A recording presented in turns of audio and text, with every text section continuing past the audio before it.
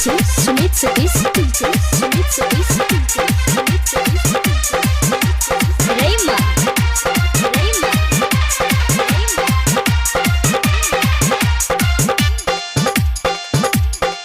छौरी छौरा के पीछे देखे लाग गेलै हो। छौरी छौरा के पीछे देखे लाग गेलै हो। डीजे सरवन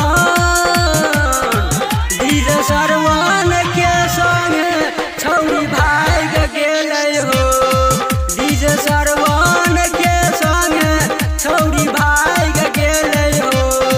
छौरी छौरा के पीछे देखी लाग गेलै हो। डीजे सरवन के संगे छौरी भाग गेलै हो। डीजे सरवन के संगे छौरी भाग गेलै हो।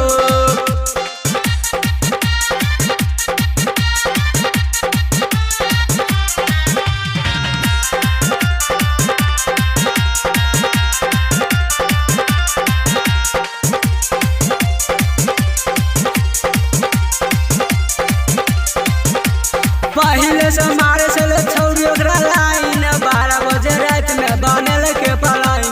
पहले से मारे चले छौरी ओकरा लाइन 12 बजे रात में बनल के पलाइन। माई बाप के इज्जत पूरा छौरी लसाइर देलकै रे। माई बाप के इज्जत पूरा छौरी लसाइर देलकै रे। डीजे छटुआ के संगे छौरी भाग गेलै हो। डीजे छटुआ के संगे छौरी भाग गेलै हो।